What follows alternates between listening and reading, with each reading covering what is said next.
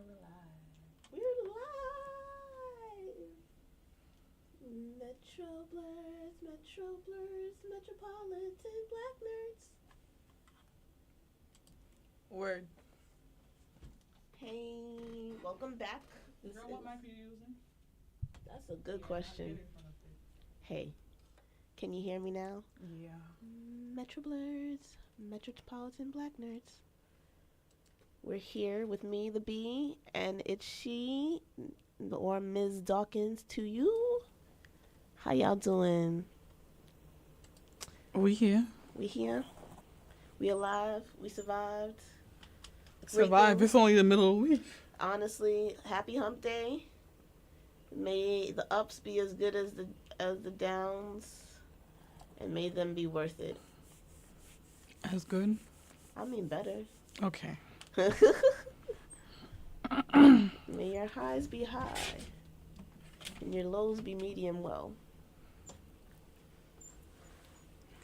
Okay, so so this weekend has been a weekend. Mm-hmm. What have you been watching? What you been doing? Well, I don't know about what I've been watching, but what I'm excited to watch is Bridgerton tomorrow. Yo. Season 3 comes out. Yo. I don't even know if I can have a serious face while watching this show anymore. I'm excited in the worst possible way. I love it. I love how great it is. My fear though is, okay, I'm conflicted. What? Because I don't want to start watching it because, it was going to be released in 2 parts. Mm-hmm. So the first part comes out May 16th and the other part comes out, June 13th? I don't know. Sometime in June. Yes. I'm like, damn, should I just watch it all together at once and just skip out on the May 16th release?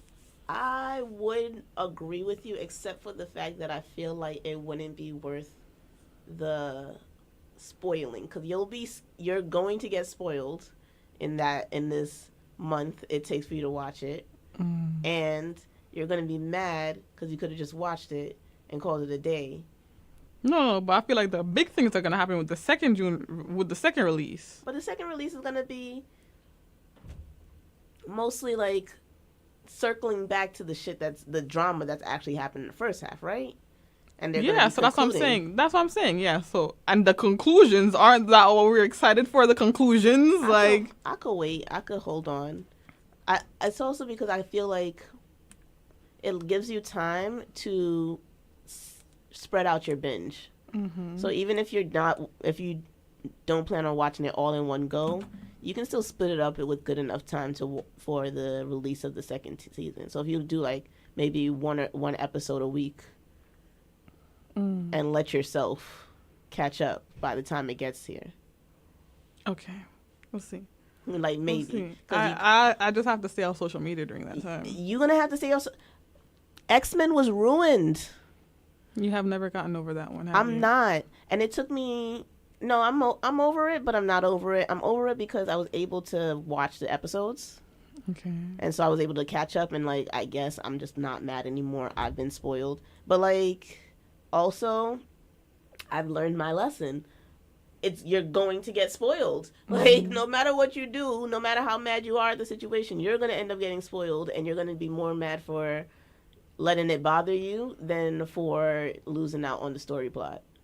And so I just skip over those posts nowadays. I'm just I see too much blue and yellow in this photo. That's probably something that from the X-Men. Let me move on to the next one. Mm-hmm. However, this weekend, Doctor Who premiered. Mm-hmm. Oh yes, it did indeed. And when I say I'm very excited for the story plot, I am so excited for the story plot. I have so many headcanon, I know this is going to happen. I'm so excited. So I don't know if this is... Have you watched it yet? Mm-mm. Okay, so Doctor Who has a new companion.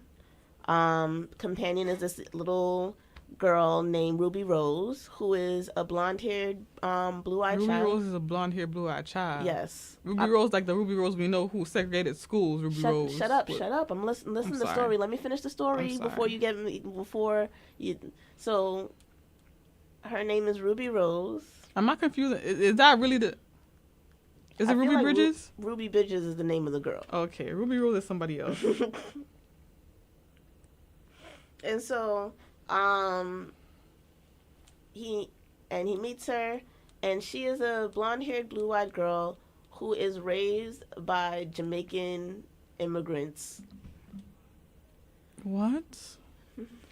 Even though I accidentally conflated and mistook Ruby Rose and Ruby Bridges, then Ruby Rose is an Australian actress and model, by the way. Just that description alone has me jarred. Ruby Rose is the chick who plays Batman. She Right? got Yes. strong ass features. Yes. Jaw. Yeah, no. She's raised She by eating curry and oxtail. Grandma has the thickest. This is that the lady's accent reminds me of when I was in elementary school. Not even a lie, high school, and my English teacher would force me to play Tituba when we were reading, The Crucible. Continue with the description, man. Just keep going. Like, it was just that thick, and I was just sitting there like, which deep slave master did you get this accent from? But let me mind my business, because you know what? I don't know how accents move anymore. Mm-hmm. But she have her accent, Mom has her accent, and Ruby Rose sounds like a regular old girl from Sheffield. From Sheffield. This is She UK. don't have the Wait, pause. She don't have not a When was twang. she adopted? Born, to Jamaican parents. and she don't have not one lick of Not even the UK. And the man them speak the language. They speak the slang. She don't have it. Some She don't have madness in it. She don't have it. She not even in it. Not even in it. She not even in Bruv. Man. it. The mandem. She not a mandem. She not a galdem. Nope. She's like, what are you talking about? Proper English. Proper. She's a right hand man. She's a right hand gal of Elizabeth. Yes. Well, not Elizabeth anymore, but Did you see his photo? Portraits. The word is portrait. Oh, that red. All I saw was red. Are they saying that he's going to hell? Bro, it's a disembodied head to me, because I can't see that well, so I'm like, he's already haunting the castle. I don't, because that's a lot of symbolism. It gives okay, so when I was younger and I watched this Eddie Murphy movie with the haunted house, and I was scared of that movie, scared shitless by that movie as a child. Oh, That's what it gave. Yes, Haunted Mansion. Yeah. Yes, and he looks like he's gonna haunt the castle. The head is already decapitated, and it's just gonna flow out. You're gonna have his children's children will have nightmares, because they're gonna walk down the halls, and there's just gonna be the right lighting, and it's just gonna look like a head. But why they do that? Bro, I don't know. And the man's pinky's falling off, so that's kind of terrifying at the same time. Don't judge me. Look it up. Watch the video of him unveiling his portrait. I just want to know why red. What did that symbolize? Death? I was gonna say, nope. Redneck? No, that's wrong country. It's like red and a butterfly. I'm pretty certain that it's because they had to put his head on one of his younger bodies. Because I'm very certain that photo of him is from an older shot, from when Queen Elizabeth was alive. This is a mess. And it's 7 foot. Yes. Did you see him pull it down? Look at his pinky. Yeah, this is all frightening. The pinky look like it's falling off. It don't even hold to his hand. It's just hanging down there. And he just flapping it along. A lot going on in this. There's no bone in that pinky. That's terrifying. Whatever. The artist had 4 sittings with the king. 4. So I stick to my statement. That is an old photo of him that they amalgamated to make sure that he looks like him. He was only able to do the head, and they just gonna stick everything else, whatever they could, under it. The head was the only thing that got completed. That's why it's painted red. He couldn't finish that. You gonna tell me an artist finished that in 4 sessions? You're a liar. Lies. I'm reading the supposed meaning. It's all a bit ridiculous. What does it mean? Not only resonate.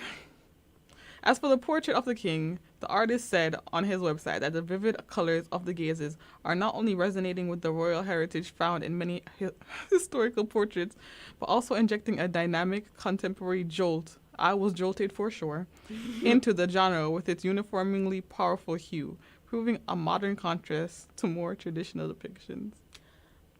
I would He take added it the if butterfly symbolized beauty and nature while highlighting the king's passion for the environment. What? This looks like compassion. The video. The portrait looks like you set the forest on fire. Please explain me how red associates with the environment. you know what it realized? It symbolizes global warming. The sky be red, and you see the little butterfly coming up to you. That's a radioactive butterfly. Step back. Not It the also episode. symbolizes the blood on the hands of the English Empire. See, Because the sun never sits on the English Empire. wrong monarch. What? If this was an earlier monarch, sure. A Don't you carry the sins of your forefathers and whatnot? That's more like taking credit where credit is not even due. You ain't even do all of that. Damn, you say he not even all that. Yo, what you do? Really, really, sir? What have you done? Mm. The only thing you have is the He sins of been your there- forefathers. He been there for what, 5 months? 5.5 days. It's okay. And the only thing that he's done is possibly have his pinky amputated. And possibly have the queen incumbent low-key handled before she could become queen incumbent. Let me mind my business on that one. They messy over there. Very. They are messy. Messier than any reality TV show anyone could write. Love and Hip Hop got nothing on them. Yo, why be focused on the fake world when the real world is so entertaining? Just look around. Messy boots.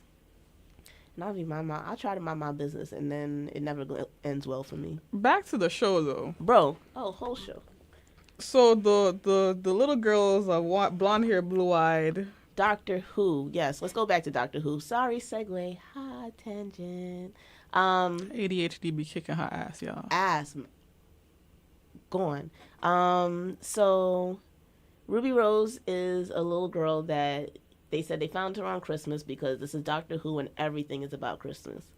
Every Doctor Who has a Christmas episode or a New Year's episode. One of the two, if not both. Some of the new ones have been more spicy. Jodie Whittaker had a New Year's one instead of a Christmas one. You don't know why, but we just accepted it. Cool. Goodwill. Whatever. So he comes in, and, like, I really enjoy Nakuti because he's very...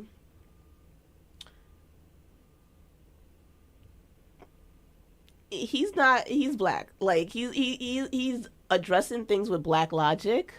But the way he says it, it makes it sound like all of the memories of the previous doctors of who he was, has like given him the heads up how to behave to things. So he's like, she smacks him. He's like, and she's like, oh, come meet my mom. He's like, tell her not to slap me. And you're like, what are you talking about? The man's been slapped. The doctor has been slapped by almost at least 3 to 4 moms of companions. I'm weak. Because he be just hijacking, and these are 19-year-old girls 90% of the time. He's like, let's go, YOLO. Of course, a lot of moms are not going to be as, like, R. Kelly friendly to those types of situations. So they be popping him across the head. Where are you taking my child? What are you doing with my child? How are you taking my child? And you just in there like... And that's why Disney kills off moms. You don't have to deal with that shit. You don't have to get smacked. Word.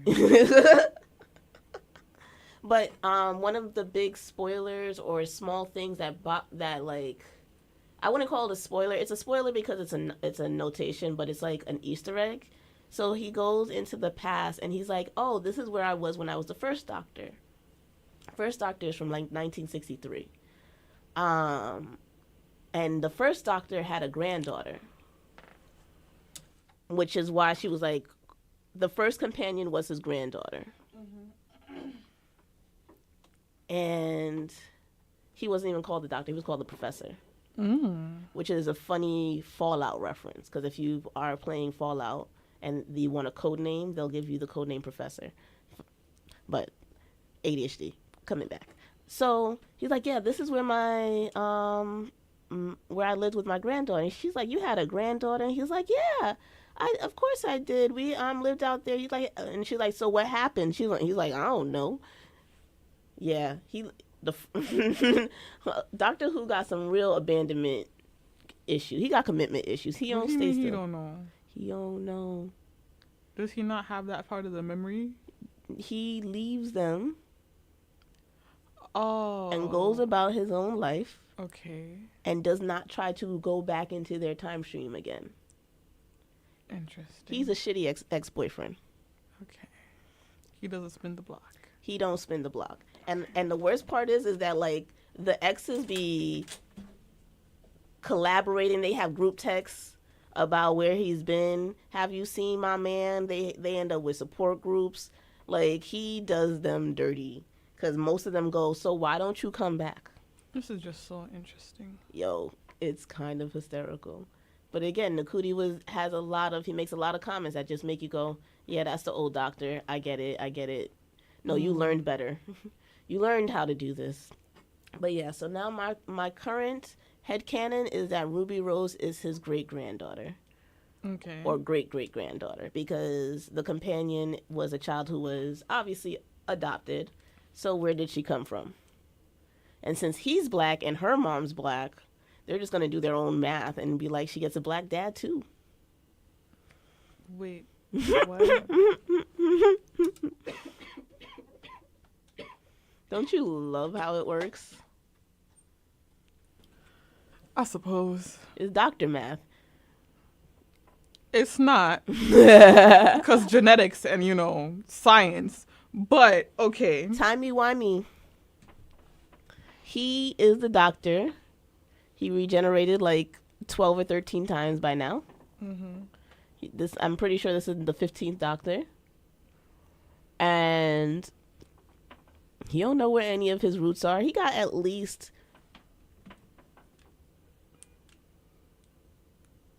for certain 2 biological children. 3. Technically 3. But he married one of them, so I don't know how much that counts. What is going on? Yo, Doctor Who is fucking weird. It's so great. So technically, we'll go back to that. The third one is the last one. The first one is the granddaughter.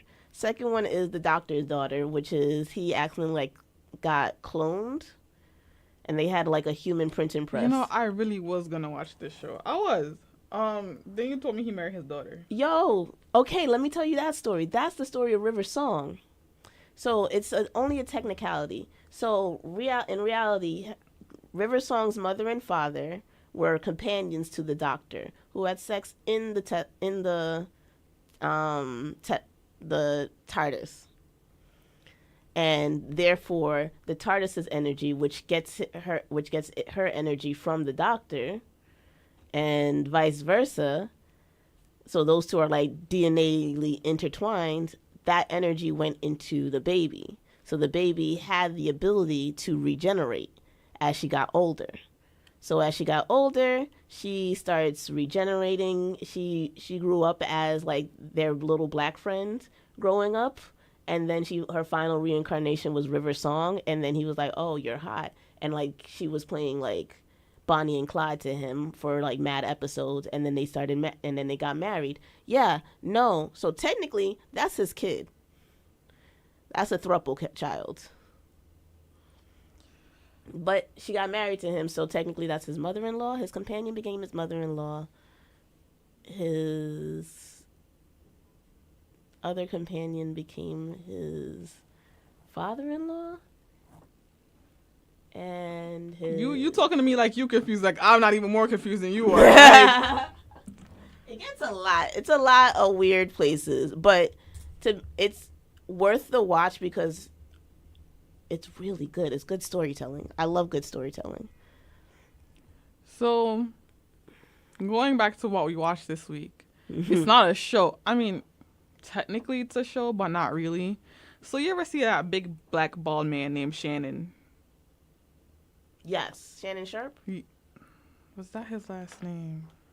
the guy who did the interview with Cat Williams. Yes, him. That was a funny interview. But lately his interviews have just been going viral, or at least in the black community anyway. Yes. So the last interview he did was with Gary Owens, and Gary Owens, he's married. He's a comedian, Gary Owens. If anybody doesn't know him, a white comedian, and he's married to a black woman. After he cheated on another black woman. He loves black women. That's still the point. Yo. So Gary Owens makes this joke, and it's like, something on. He's speaking to Shannon. He goes something on the lines of, yeah, and many people don't speak upon black women and their struggles. You should know this, Shannon. You don't defend black women at all. And Shannon just laughs, and I'm looking at him like, it's like when you talk to that one person in the classroom who just never gets it and will never get it. And somebody was telling me I can't watch his interviews because they're triggering. Not for the sake that let's take the Amanda Seals, interview. Yeah, the Amanda Seals interview the other day. Somebody was like, "Oh, you should watch it." I was like, "I'm not watching that." Amanda Seals represents to what I think is the black frustration. She speaks not with attitude, but with frustration that people can't understand what she's trying to communicate. And so when people are always all like, oh, Amanda Seals this, Amanda Seals that, she's not talking down to you. She's just like, how are you not seeing what I'm seeing and what I'm living and experiencing day in and day out? And for me to watch another black woman be as frustrated in the same realms of where we're always having these same discussions that should be understood at this point, but for whatever reason aren't, I can't watch that. And I can't watch it with Shannon specifically. Like, that man, what goes through his head? Like, at all or ever. This big black man, this big bald black man, OMG, you are like the stereotype of what they think about when they see a black man in corn. Shut up. And here you are. He would have been number one on the block for buying purposes. He was ideal. Well, that's probably why. High selling price. So you saying that's why he's a coon? Because I can't. I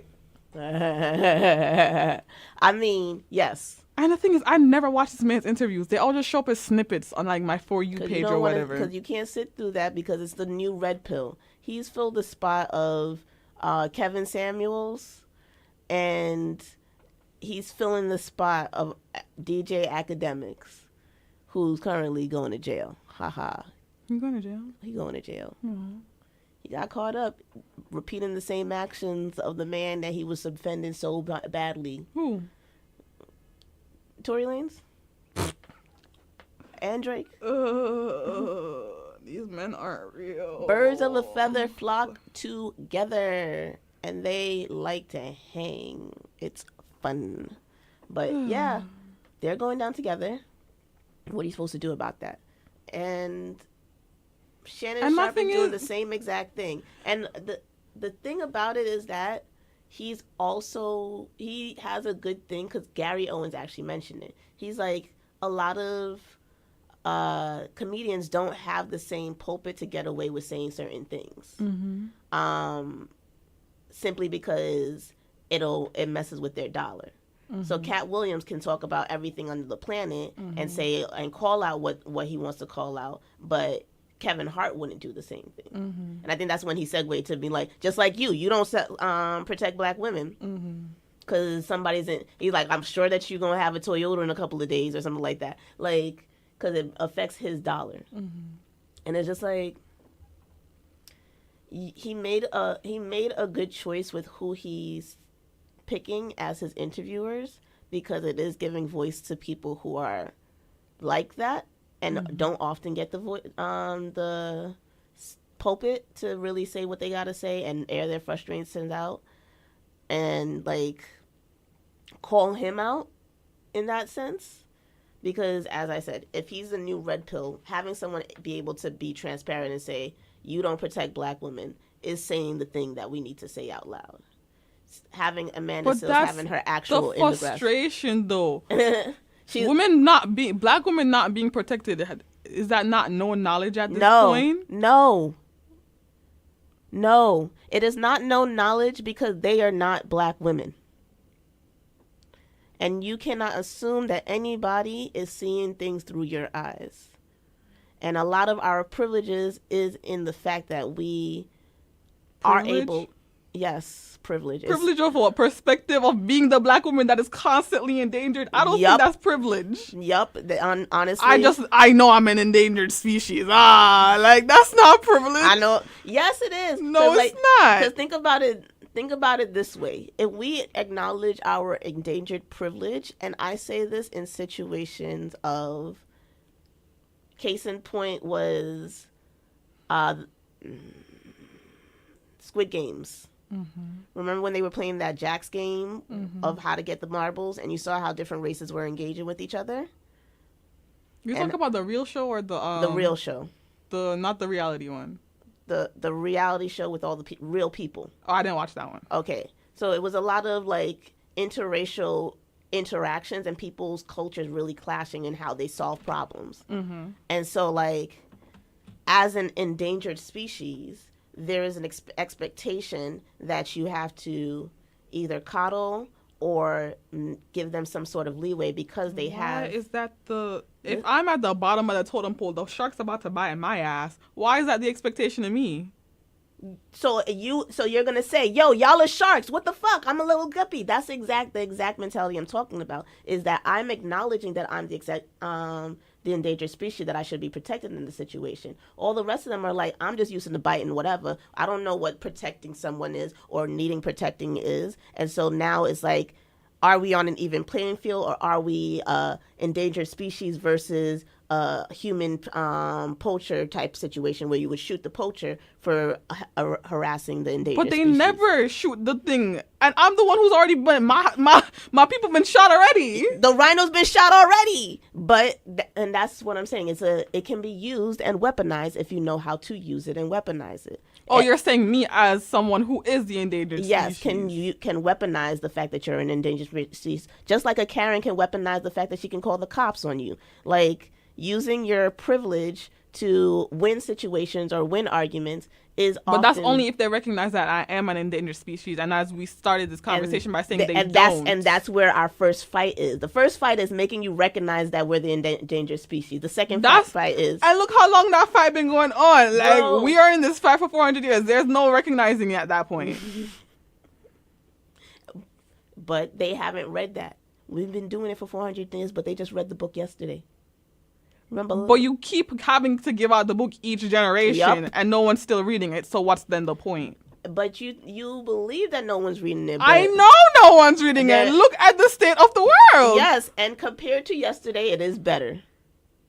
Not great, but it is better. OMG, they're not shooting my hand off. Yo, they shot my pinky off instead. Yo, because I'm still being shot. Yo, I need surgery still. But you could have gone the way of the dodo, though. I disagree with you. Yo, you could have been, like, I understand the issue of black women are in a position of being the endangered species that we need to be protected. But that's literally what they don't get. And I can't explain to an alligator what being a koala is. Like, you can't expect the monkey to know the ways of the fish, and vice versa. We all monkeys. We just different shades of monkeys. And what you want to hang out? The orangutans don't hang out with the baboons. I said we all monkeys. I did not say we was different types of monkeys. I said we all monkeys. But they don't know the difference. They hear monkey. I say orangutan. You say baboon. They don't know which one is the difference. Who are you talking about? You have to re-educate them, because every time they got to be re-educated. Education is only like 30 years before turnover, and then you got to learn again. And then learn again. and then learn again. And that's me being like kind about education. Like generational shifts in what we learn change almost every year to be nice about it, but like it changes, but it stays the same. Because honestly, I don't want to go into that discussion. too late. We're here now. So let me just pull it up for reference. So at Hunter College, so if anybody attends Hunter or they've been on the 6th train, there's a stop for 68th Street, Hunter College. Yes. So they spray painted and defaced the train station last night. And it basically, with the message saying, divest or you're next. Divest? Or you're next. Divest from Israel. Oh, CUNY is invested in. Okay, I got concerned and scared. I felt real threatened real quick. I was like, wait, are you telling me I have to date outside my race now? What are you telling me? Girl, what? Divest. Economics. Where did you go? I meant divest as in dating. You know when they tell you to divest to start dating other races? Girl, you on a whole... Girl, what? I'm always on another... We weren't even on the same book just then. What are you talking about? Okay, so divest from Israel. Okay, I figured that it was about Palestine, but I thought it was... I'm sorry. Again. Back to my main point. So, my original point was, this isn't new. It's been happening for the past 80 years. And if we want to get real technical about it, quote-unquote religious wars have been happening since the Crusades. And probably even before then, too. Yes. So before. that's why I say it changes, but it's all still the same. Yes. And so it's like the art of war has changed since then, because we're not doing the Crusades anymore, thankfully. Okay, instead of swords, it's now guns and bombs. And like, but it's all still the same. And that's why education, and the reason for that is because you see, there's a photo of the Iranian parliament back in the 1970s. It was all female. All females, nobody had a hijab on. They were all wearing low-cut skirts that just hit above the knee. They were good to go doing in the business league. And then they switched the laws around and removed women's rights and took away all the women's rights. And then they had to start again, and they have to re-educate and have to re-engage. Yeah, so I think we're saying the same thing. Yeah. It's just like we keep going in circles. I like to be optimistic and try to keep keep it going. It just so 'cause I'm obsolete? I promise you, it feels that way, and then you meet other adults that are younger, and I think that's my difference. When I met you, I was like, okay, we got a chance, because there's people that I realize that you're learning things and you're engaging with things that I at your age would not even know how to engage with. Okay. We talked about like sex the other day. And we had 3 different people in the rooms at 3 different ages, and they had 3 different understandings and engagements of how to interact with sex. You, as the youngest, had the most open conversations. You were like, yo, we made a group chat. We talked to everybody. I studied, and I did a class. I'm like, nah, I was only one studying for this class. I was the only one having this conversation. I'm learning this now. I'm spreading the information now as an adult as I engage with new people, but there was no group chat about how do you put a wee-wee in a woohoo. Man, the tips I gave. Doesn't matter if you have an innie or an outie, which one goes where. That conversation didn't happen. And then we had someone who was like, a what? A whom? You have classes for that? There's a book called Human Sexuality? And those are 3 different views of 3 people who live in the same year. Mm-hmm. Who are all existing in the same year, but what we were exposed to changes, and what we were educated with changes. Mm-hmm. And so, like, it is the job of those of us who already know about it to be like, oh, yeah, no, so this is totally how BDSM works, and this is what sadism and masochism is, and this is what X, Y, and Z is, and you can have those conversations, and they can learn about it without feeling like... Mm-hmm. Well, Yes, I'm not disagreeing with you. Mm-hmm. It also depends on who you're learning it from. Yes. Because I remember there was a point in my life where I thought, like around the age of 16, where I thought, yo, Democrats are really weeding out these Republicans. Like, what? This about to be a progressive new generation. Then you have a conversation with a dumbass in the same classroom with you, and they have some views that are just so jarring, and you're like, where'd you get this from, bro? Where'd you learn that mentality? And it's their parents, the same Republican assholes I thought we were weeding out in the first place. Because the Republicans, they'll teach you at home. The Democrats will depend on the system to teach them and not have those conversations with their kids. GOPs are going to sit there and they going to have their feelings and they going to tell you their feelings anyway, whether you want to hear it or not. So guess what they hear at home? Their opinions. Every shitty little one. Remember, opinions are like assholes. Everybody got one. Unfortunately. So, like... I want to create a presentation on that. Why your feelings and your opinions are wrong. All of your opinions don't matter. Honestly, when I was in high school, I did a presentation. It was like a school debate. And it was... I did a debate on abortion. Mm-hmm. I was pro-choice, and the opponent was pro-life. Mm-hmm. Or anti-choice, whatever version you want to talk about it. And I just got really annoyed about it because I lost the debate. Mm-hmm. And the reason I lost the debate was because they provided photos of babies being baby terminations after like the 3-month mark. So these were like 6-month terminations, 8-month terminations, 9-month terminations. Wait, don't we all understand that pro-life is? Let me explain to you how this is how different pro-life was, and what the understanding of abortion was before 2024. Before the 2020s, like before the 2019, like the 2010s, they saw abortions as they didn't see 3-month abortions versus the 6 to 9 months. They saw it all as the same abortion, which is a lot of what a lot of them still feel right now. Oh, that's silly. That it's all the same thing. We all know that it's harmful after a certain stage for both mother and embryo. They don't hear it. They Okay. do not hear it. They just hear abortion. You're killing the baby. They don't hear any of the story between it. And in my classroom, they kept going. They were showing like these photos, and I'm just like, that's so jarring. What the heck? I looked at the teacher. I was like, Oh, that's entertaining, bro. I was like, you gonna let this happen? She was like, yeah, because she was pro-choice, pro-life too. So it was just like, I guess I was like, I'm not gonna yell at y'all for this. Y'all don't make sense. Y'all, this is inaccurate information, and you're lying to the class. But like, I don't, whatever. That's not how abortions work. You make your own decisions as a human being.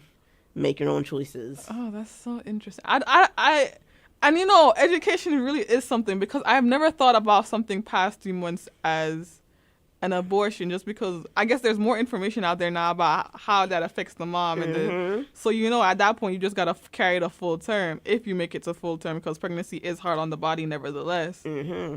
And then, you know, after the birth, you handle adoptions and all that. That's so interesting. All they saw was, you know what they do to the babies? Let me show you.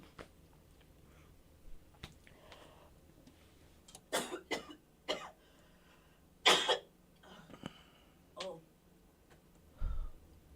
Almost died. It was a real old lady like cough too. Huh? It was an old lady cough too. Water. There's like tears in my eyes and everything.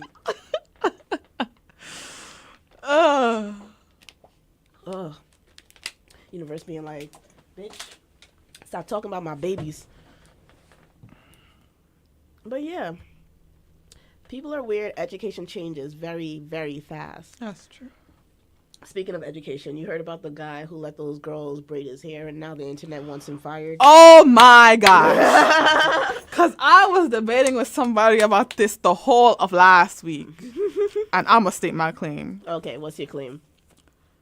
To some regards, I'm still very traditional. I send my picnic for go to school for learn, not to unbraid your dusty hair. So if I come on the internet to giggle and kiki, why am I seeing my child pulling out your hair with a whole bunch of other girls? And it's the fact that this man had a rat tail comb for each girl. That's really what threw me. So you had the time to go to the store, purchase rat tail combs to have them do it, but you couldn't find. You could have did it throughout your day, one at a time, each period, you know. And what's 3 + 3, kids? And what's read the first chapter of? You could have did that throughout your day. Also, I want to talk about it from multiple perspectives. Okay. While I do agree that black hair, to me, in my opinion, touching someone's hair is just a very intimate act in general. Not necessarily in like a sexual way. It's just an intimate act. Your hair is your crown. We've had so many battles when it comes to black hair in this country or in the world, honestly. So if I let you touch my hair, I gotta really rock with you because I don't let nobody touch my hair for real. Also, just the culture around someone doing someone's hair in terms of, now I'm on the sexual aspect. You ever see the memes? It's like, how much for a retwist? I'd be like, for you, if you deliver another form of payment, a retwist is free. Now, I'm not saying that for that, but I'm just saying, like, you know, why you pulled them out of class for the last 10 minutes or whatever to undo your hair? Poor time management skills on your behalf, honestly. And it's the whole social media aspect of it that feels very ingenuine and it's very annoying. And it feels like weaponized narcissism. Because the first thing you do after you hear that you might be fired, he wasn't fired yet when he made that video about him crying. The first thing you hear that you might be fired is you get on the internet. The same thing that got your ass in trouble in the first place. And they're texting me. Why are they texting you? But okay. Hey, bestie. Oh, I'm in tears. Oh my God. I can't believe it. It's unprofessional. It's outside of conduct of what you're supposed to be doing in a classroom. It's weird. And if you were helping them develop a skill, I would have thought of it as something different. You're not helping. What is this doing for them? We're at school, bro. Okay. Here's my feelings. And here's my feelings. Working in schools, working with teens, working with high schoolers, working with elementary school, realize that children need things to do. They like to do things. They like to engage. Whatever the group is doing, they'll do it together. They don't care what they're doing. They hear hopping on trains. They want to, as long as it's giving them whatever entertainment and social nuance that they need, they'll do it. As a teen, I know I've put my hand in more than one person's hair. Did I think it was sexual at the time? No. As an adult, was it a problem? I went, maybe. Like, adult me goes, oh, red flag. But, like, young me did not see it as a red flag. And because nothing terrible happened, I can't say it was a red flag. Because nothing terrible happened. And so this is the same situation. Nothing terrible has happened. So is this a problem? Because men are such a problem that somebody doing something fully innocuous becomes a bigger problem? Or is it a problem because there's something actually negative going on? Because for me, This was an innocuous situation where kids are being kids, teenagers are being teenagers. They all think they're the hottest. Those are probably the most popular girls in the school, and they probably all hang out, and they all think they're grown, so they think they can talk like how they want to a teacher. Because you remember those kids in your high school who talk any way and every way to their teacher and thought that their teacher was their best friend, and that's the problem. And broke those barriers and broke those boundaries. They exist. And was it an issue or is it an issue because other people make it so much worse, or the situation? Because I've seen kids, and I've seen a guy get an ACS case at age 18. And that doesn't go away until the child's youngest sibling turns 28. So that kid may be screwed for the next 28 years of his life. So here's my problem. The culture of middle school, especially the culture of middle school in black schools, is a little problematic. Have you ever seen how these middle schoolers, specifically girls, and these grown-ass security guards interact? It's jarring. It's a lot. They be, hey, bestie, and giving them hugs, and them security guards be so caught up in little kids' drama. You are 35! Yup, and they are 100% in the drama. I can tell you everything my janitor was telling me. I could tell you everything that the cook... That's not okay. And there was no... And the thing is that as adults, like, I kept up with most of... kept up. We have social media now. So social media was brand new, so everybody was adding everybody. They didn't know any better. So I've kept up with a lot of these people who were adults when I was a child. They moved on and had perfectly healthy relationships, and I don't know anyone who had a negative relationship with them. We all were just very free and able to speak to James and to... But that's not okay. Why? On top of that, sometimes, okay, you're saying, you gave your example of how you saw the situation at the time at your age. Yes. The way you feel is probably not how the little girl feels because of culture. Why is it that in our society it's okay for this little 12-year-old to be dreaming about the hot bodyguard on the beach who's 30 years old and got abs, and she's like, oh my God, isn't he so dreamy? Wait, who was that? Girl. Okay, my age, we had B2K, Little Bow Wow and Little Romeo. Those were 13 and 12-year-old boys. I had Draco Malfoy. When you watch any movie and you see, like, they'll portray in the movie, like, oh, a little girl, and she's like, yeah, isn't he, like, so hot? And they're looking up to, like, somebody who's, like, in their 20s, and you're looking at them like... So let's stop it there. That is Hollywood media, and we already talked about Weinstein. Hollywood media is also a perpetuation of real life sometimes.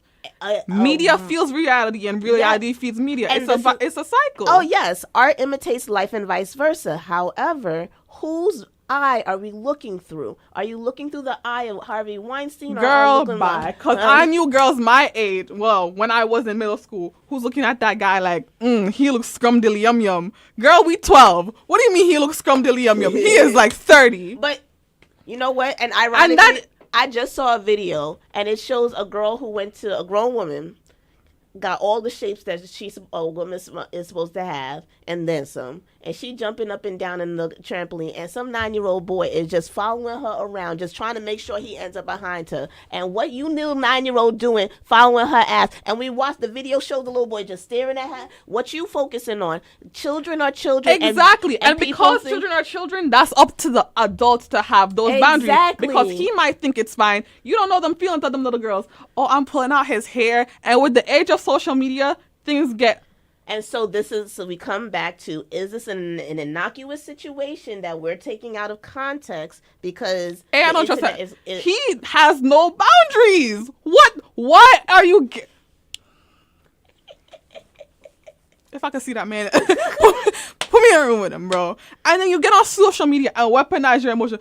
Oh my God. That part's weird. I can't support nor defend that. I don't know how to, like, I felt that was weird. In itself. Because I know teachers who do, I know a lot of teachers, and most of them have TikToks in which they're dancing or doing whatever with their kids. So that's the part where I didn't really get the issue.